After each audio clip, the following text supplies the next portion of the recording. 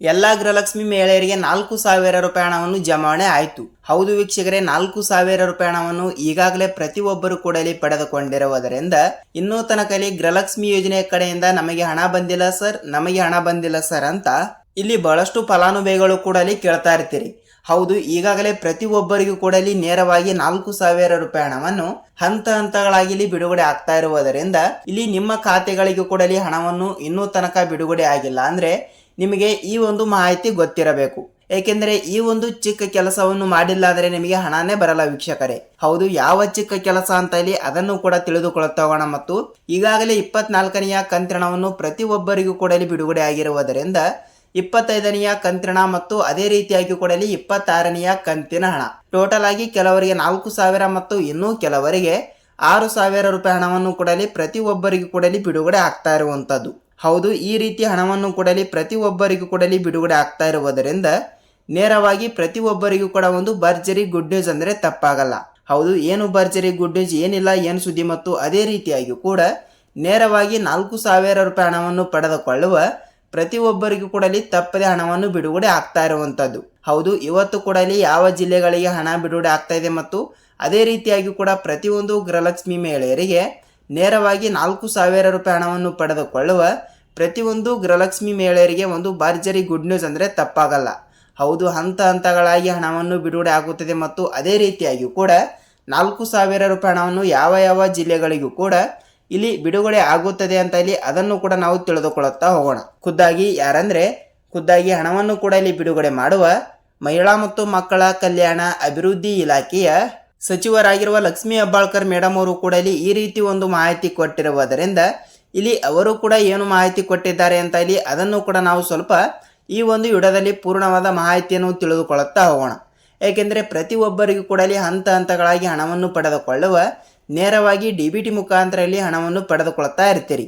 ಹಾಗಿದ್ರೆ ಯಾವ ಯಾವ ಜಿಲ್ಲೆಗಳಿಗೂ ಕೂಡ ಇಲ್ಲಿ ಎಷ್ಟು ರೂಪಾಯಿ ಹಣವನ್ನು ಕೂಡ ಇಲ್ಲಿ ಬಿಡುಗಡೆ ಆಗ್ತಾಯಿದೆ ಏನಿಲ್ಲ ಎಂಬುದರ ಜೊತೆಗೆ ಸಂಪೂರ್ಣವಾದ ಮಾಹಿತಿಯನ್ನು ತಿಳಿದುಕೊಳ್ಳುತ್ತಾ ಹೋಗಬಹುದು. ಅದಕ್ಕಿಂತ ಮುಂಚೆಯಲ್ಲಿ ತಮ್ಮಲ್ಲಿ ಒಂದೇ ಒಂದು ರಿಕ್ವೆಸ್ಟ್ ಏನೆಂದರೆ, ಹೌದು ನೋಡಿ, ನೀವೇನಾದರೂ ಮೊದಲ ಬಾರಿಗೆ ನಮ್ಮ ಚಾನಲ್ಗೆ ಹೊಸಬರಾಗಿ ವಿಡಿಯೋನ ನೋಡ್ತಾ ಇದ್ರೆ ತಪ್ಪದೆ ನಮ್ಮ ಚಾನಲ್ಗೆ ದಯವಿಟ್ಟು ಸಬ್ಸ್ಕ್ರೈಬ್ ಮಾಡಿ ಮತ್ತು ಅಲ್ಲೇ ಪಕ್ಕದಲ್ಲಿರುವ ಬೆಲ್ ಐಕನ್ ಕೂಡ ನೀವು ಕ್ಲಿಕ್ ಮಾಡಬಹುದು. ಏಕೆಂದರೆ ನಾವು ಪ್ರತಿಯೊಂದು ಹೊಸ ವಿಡಿಯೋನು ಬಿಟ್ಟಾಗ ನಿಮಗೆ ಪಟನೆ ನೋಟಿಫಿಕೇಶನ್ ಬರುತ್ತದೆ. ಸೊ ಆ ಒಂದು ಕಾರಣದಿಂದ ಈ ಒಂದು ವಿಡಿಯೋನ ಎಲ್ಲಿ ಸ್ಕಿಪ್ ಮಾಡದೆ ಪೂರ್ತಿಯಾಗಿ ನೀವು ನೋಡಬಹುದು. ಯಾಕೆಂದರೆ ನಾವು ಪ್ರತಿಯೊಂದು ವಿಡಿಯೋಗಳು ಕೂಡ ಇಲ್ಲಿ ಬಿಡ್ತಾ ಇರ್ತೀವಿ, ನಿಮಗೆ ಪಟ್ಟನೆ ಖಂಡಿತವಾಗಿ ಕೂಡ ಎಲ್ಲದರ ಬಗ್ಗೆನೂ ಕೂಡ ಇಲ್ಲಿ ಮಾಹಿತಿ ತಿಳಿಯುತ್ತಾ ಹೋಗುತ್ತದೆ. ಹಾಗಿದ್ರೆ ಬನ್ನಿ ವೀಕ್ಷಕರೇ, ಸುಮ್ಮನೆ ಟೈಮ್ ಅಷ್ಟಕ್ಕೆ ಬನ್ನಿ ವಿಡಿಯೋನ ನಾವು ಸ್ಟಾರ್ಟ್ ಮಾಡೋಣ. ನೋಡಿ, ಗೃಹಲಕ್ಷ್ಮಿ ಯೋಜನೆ ಕಡೆಯಿಂದ ಕಾಂಗ್ರೆಸ್ ಪಕ್ಷವು ಬಿಡುಗಡೆ ಮಾಡಿರುವ 5 ಗ್ಯಾರಂಟಿ ಯೋಜನೆಗಳು.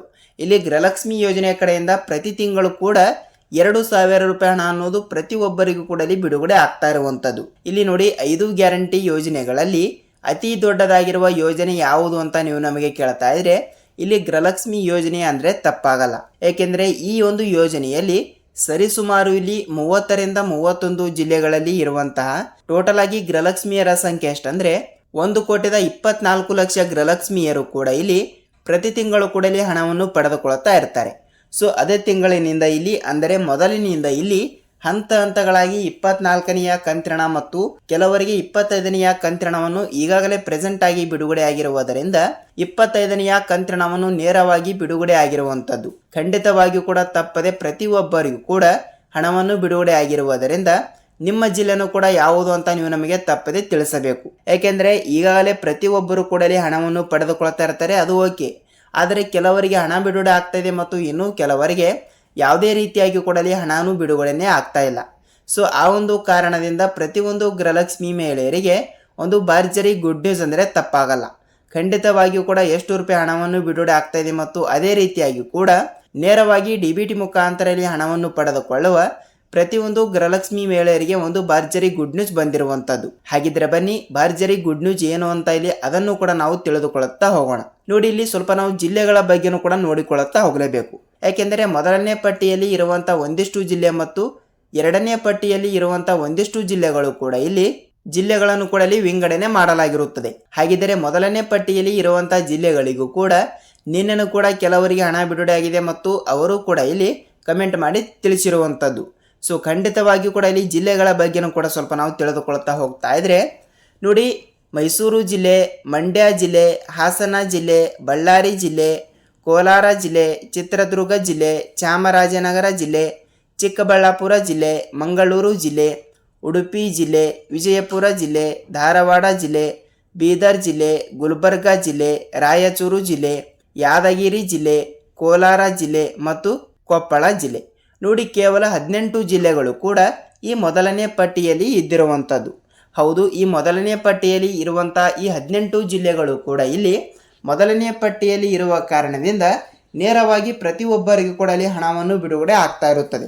ಖಂಡಿತವಾಗಿಯೂ ಕೂಡ ಇಲ್ಲಿ ನಿಮ್ಮ ಜಿಲ್ಲೆನೂ ಕೂಡ ಯಾವುದು ಅಂತ ನೀವು ನಮಗೆ ತಪ್ಪದೇ ತಿಳಿಸುವುದರ ಜೊತೆಗೆ ಖಂಡಿತವಾಗಿಯೂ ಕೂಡ ನಿಮ್ಮ ಜಿಲ್ಲೆನೂ ಕೂಡ ನೀವು ನಮಗೆ ತಿಳಿಸಬೇಕು. ಏಕೆಂದರೆ ನೋಡಿ, ಪ್ರತಿಯೊಬ್ಬರು ಕೂಡ ಎಲ್ಲ ಜಿಲ್ಲೆಗಳಲ್ಲಿ ಇರುತ್ತಾರೆ. ಸೊ ಆ ಒಂದು ಕಾರಣದಿಂದ ನಿಮ್ಮ ಜಿಲ್ಲೆಗಳಿಗೂ ಕೂಡ ಇಲ್ಲಿ ಹಣವನ್ನು ಬಂದಿದ್ದರೆ ಇಲ್ಲಿ ನಿಮ್ಮ ಜಿಲ್ಲೆನೂ ಕೂಡ ಯಾವುದು ಅಂತ ನೀವು ನಮಗೆ ತಿಳಿಸಬೇಕು ಮತ್ತು ಎಷ್ಟು ಕಂತಿನ ಹಣವನ್ನು ಕೂಡ ಬಂದಿದೆ ಮತ್ತು ಅದೇ ರೀತಿಯಾಗಿ ಕೂಡ 2,000 ರೂಪಾಯಿ ಹಣ ಬಂದಿದೆಯಾ ಮತ್ತು 4,000 ರೂಪಾಯಿ ಹಣವನ್ನು ಕೂಡ ಬಂದಿದೆಯಾ ಅಂತ ನೀವು ನಮಗೆ ತಿಳಿಸಬೇಕು. ಯಾಕೆಂದರೆ ಈಗಾಗಲೇ ಪ್ರತಿಯೊಬ್ಬರಿಗೂ ಕೂಡ ಇಲ್ಲಿ 24ನೇ ಕಂತಿನ ಹಣವನ್ನು ಪಡೆದುಕೊಂಡವರಿಗೆ 25, 26 ಟೋಟಲ್ ಆಗಿ 2 ಕಂತಿನ ಹಣವನ್ನು 4,000 ರೂಪಾಯಿ ಹಣವನ್ನು ಬಿಡುಗಡೆ ಆಗ್ತಾ ಇರುವಂಥದ್ದು. ಮತ್ತು ಅದೇ ರೀತಿಯಾಗಿ ಕೂಡ ಕೇವಲ 25ನೇ ಕಂತಿನ ತನಕ ಹಣವನ್ನು ಪಡೆದುಕೊಂಡವರಿಗೆ ಕೇವಲ ಇಲ್ಲಿ 27ನೇ ಕಂತಿನ ಹಣವನ್ನು ಕೂಡ ಬಿಡುಗಡೆ ಆಗ್ತಾ ಇರುವಂಥದ್ದು. ಸೊ ಈ ರೀತಿ ಕೆಲವರಿಗೆ 2,000 ರೂಪಾಯಿ ಹಣ ಮತ್ತು ಕೆಲವರಿಗೆ 4,000 ರೂಪಾಯಿ ಹಣವನ್ನು ಹಂತ ಹಂತಗಳಾಗಿ ಬಿಡುಗಡೆ ಆಗ್ತಾ ಇರುವುದರಿಂದ ತಪ್ಪದೆ ಖಂಡಿತವಾಗಿಯೂ ಕೂಡ ಇಲ್ಲಿ ನಿಮ್ಮ ಜಿಲ್ಲೆನೂ ಕೂಡ ಯಾವುದು ಅಂತ ನೀವು ನಮಗೆ ತಪ್ಪದೆ ತಿಳಿಸಬೇಕು. ಹೌದು, ಇದಿಷ್ಟು ಗೃಹಲಕ್ಷ್ಮಿ ಯೋಜನೆಯ ಕಡೆಯಿಂದ ಮಾಹಿತಿ ಈ ರೀತಿ ಬಂದಿರುವುದರಿಂದ ಪ್ರತಿಯೊಬ್ಬರಿಗೂ ಕೂಡ ಈ ಒಂದು ಮಾಹಿತಿ ಬಗ್ಗೆ ನಿಮಗೆ ಏನೇ ಡೌಟ್ ಇದ್ದರೂ ಕೂಡ ನೀವು ನಮಗೆ ಕಮೆಂಟ್ ಮೂಲಕ ಮಾಹಿತಿ ತಿಳಿಸಿ. ಯಾಕೆಂದರೆ ಪ್ರತಿಯೊಬ್ಬರು ಕೂಡ ಇಲ್ಲಿ ಖಂಡಿತವಾಗಿಯೂ ಕೂಡ ತಪ್ಪದೆ ಹಣವನ್ನು ಕೂಡ ಇಲ್ಲಿ ಪಡೆದುಕೊಳ್ತಾ ಇರ್ತಾರೆ ಮತ್ತು ನೇರವಾಗಿ 4,000 ರೂಪಾಯಿ ಹಣ ಆಗಲಿ 6,000 ರೂಪಾಯಿ ಹಣ ಆಗಲಿ ಹಣ ಅನ್ನೋದು ಹಣನೇ ಇಲ್ಲಿ. ಅದಕ್ಕಾಗಿ ಖಂಡಿತವಾಗಿ ಕೂಡ ಇಲ್ಲಿ ಹಂತ ಹಂತಗಳಾಗಿ ನೇರವಾಗಿ ಸರ್ಕಾರದಿಂದ ಬರುವಂಥ ಹಣವನ್ನು ಪ್ರತಿಯೊಬ್ಬರು ಕೂಡ ಇಲ್ಲಿ ಪಡೆದುಕೊಳ್ತಾ ಇರುವಂಥದ್ದು. ಹಾಗಿದ್ದರೆ ಇಲ್ಲಿ ಇದಿಷ್ಟು ಗೃಹಲಕ್ಷ್ಮಿ ಯೋಜನೆ ಕಡೆಯಿಂದ ಮಾಹಿತಿ ಆಯಿತು.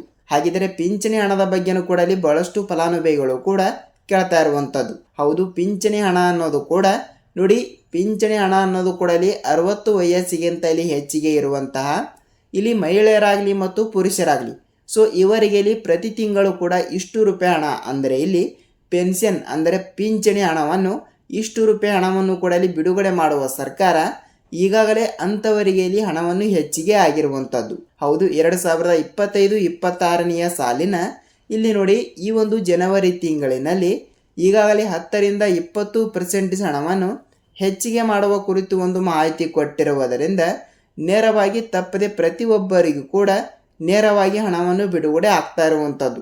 ಖಂಡಿತವಾಗಿಯೂ ಕೂಡ ಇಲ್ಲಿ ತಪ್ಪದೆ ಹಣವನ್ನು ಬಿಡುಗಡೆ ಆಗುತ್ತದೆ. ನೀವು ಯಾವುದೇ ರೀತಿಯಾಗಿ ಕೂಡ ಇಲ್ಲಿ ಭಯಪಡುವ ಅವಶ್ಯಕತೆ ಇಲ್ಲ. ಹಾಗಿದ್ದರೆ ಪಿಂಚಣಿ ಹಣವನ್ನು ಇಷ್ಟೇ ಬಿಡುಗಡೆ ಆಗುತ್ತದೆಯಾ ಅಂತ ನೀವು ಕೇಳ್ತಾ ಇದ್ರೆ ಇಲ್ಲ ವೀಕ್ಷಕರೇ, ಇಲ್ಲಿ ಪಿಂಚಣಿ ಹಣವನ್ನು ಕೂಡ ಇಲ್ಲಿ ಬಿಡುಗಡೆ ಆಗ್ತಾ ಇದೆ ಮತ್ತು ಅಂಗವಿಕಲರಿಗೆ ಹಣವನ್ನು ಕೂಡ ಇಲ್ಲಿ ಹೆಚ್ಚಿಗೆ ಆಗ್ತಾ ಇದೆ ಮತ್ತು ವಿಧವಾ ವೇತನವನ್ನು ಕೂಡ ಇಲ್ಲಿ ಪಡೆದುಕೊಳ್ಳುತ್ತಾರಲ್ಲ ಅಂಥವರಿಗೂ ಕೂಡ ಇಲ್ಲಿ ಹಣವನ್ನು ಹೆಚ್ಚಿಗೆ ಆಗ್ತಾ ಇರುವಂಥದ್ದು.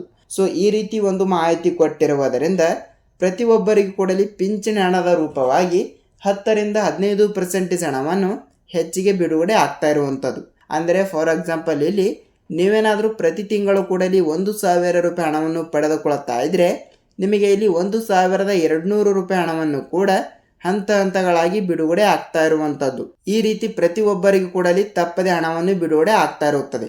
ಹೌದು ವೀಕ್ಷಕರೇ, ಇದಿಷ್ಟು ಈ ದಿನದ ಮಾಹಿತಿ ಮತ್ತು ಈ ಒಂದು ವಿಡಿಯೋದ ಬಗ್ಗೆ ನಿಮ್ಮ ಅನಿಸಿಕೆ ಯಾಂಡಲಿ ಅಭಿಪ್ರಾಯ ಏನು ಅಂತ ತಿಳಿಸುವುದರ ಜೊತೆಗೆ ಈ ಒಂದು ವಿಡಿಯೋನ ಎಲ್ಲಿ ಸ್ಕಿಪ್ ಮಾಡದೆ ಪೂರ್ತಿಯಾಗಿ ನೋಡೋದಕ್ಕೆ ಧನ್ಯವಾದಗಳು. ಹೌದು, ನಿಮಗೆ ಏನೇ ಡೌಟ್ ಇದ್ದರೂ ಕೂಡ ನೀವು ನಮಗೆ ಕಮೆಂಟ್ ಮೂಲಕ ನಿಮ್ಮ ಮಾಹಿತಿ ತಿಳಿಸುವುದರ ಜೊತೆಗೆ ಈ ಒಂದು ವಿಡಿಯೋನ ಇಷ್ಟವಾದರೆ ಮಾತ್ರ ಒಂದೇ ಒಂದು ಲೈಕ್ ಮಾಡಬಹುದು. ಹೌದು, ನಾವು ಇದೇ ರೀತಿಯಾಗಿ ಕೂಡ ಮತ್ತೊಂದು ಅಪ್ಡೇಟ್ ಜೊತೆ ಮತ್ತೊಂದು ವಿಡಿಯೋದಲ್ಲಿ ಭೇಟಿಯಾಗೋಣ. ಅಲ್ಲಿಯ ತನಕ ಎಲ್ಲರಿಗೂ ಧನ್ಯವಾದ.